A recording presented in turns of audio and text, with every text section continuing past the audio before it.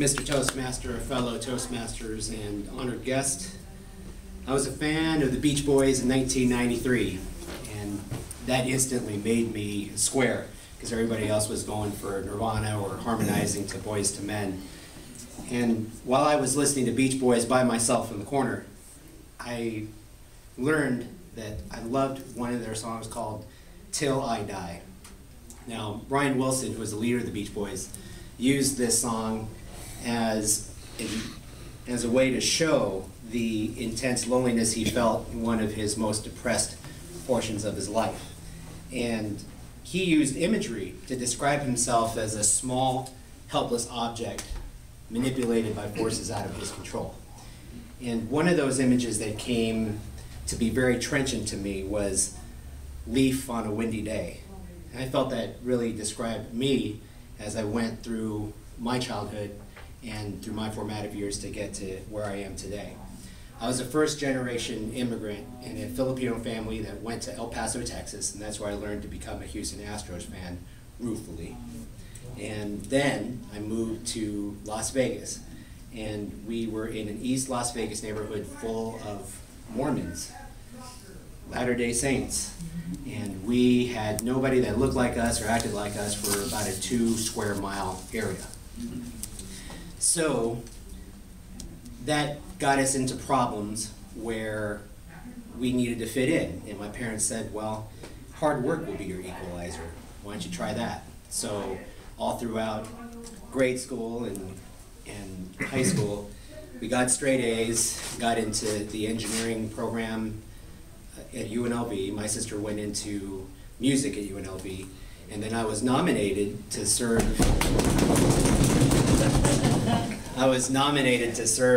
as president of the Engineering Society for ITE and for the Engineering Student Council.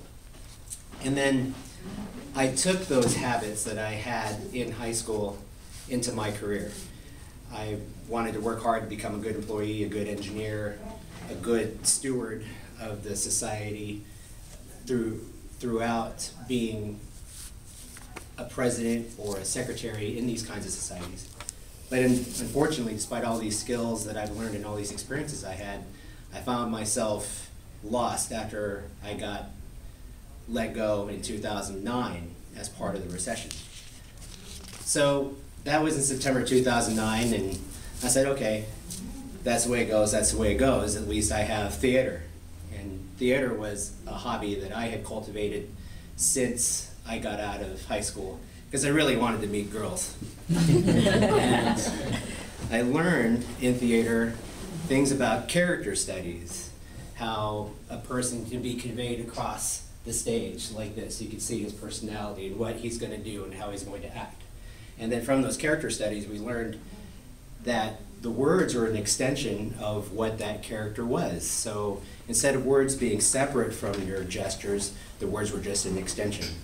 And I also learned how to put on a pretty mean makeup face with foundation and mascara. I'm pretty confident with that. So, and I also learned accents. I played a pirate in Peter Pan and had a weird Cockney accent that was influenced by way too many late nights with Johnny Depp and Pirates of the Caribbean. And then I had to learn Mandarin Chinese for another show, and just had to rip into that and speak 10 lines of Chinese.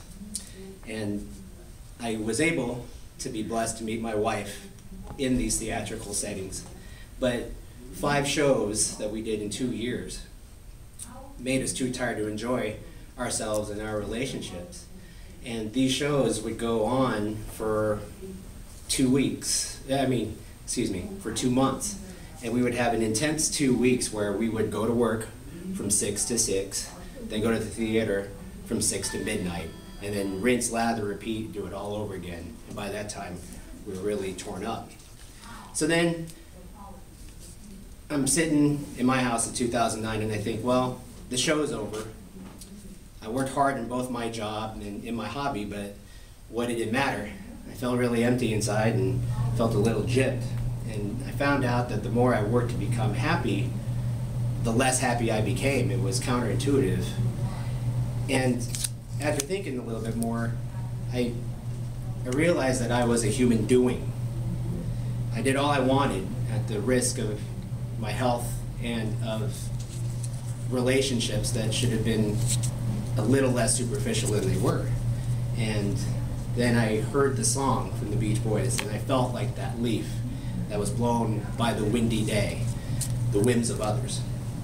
Now it's 3 to 4 years later, and my challenge here, I feel, is to be a better human being, to take comfort in the mercurial spirit of the wind that blows around me, to be a better husband, a better employee, a better son, and a better citizen just by respecting the natural boundaries of the universe and by worrying about nothing more than what I can directly control.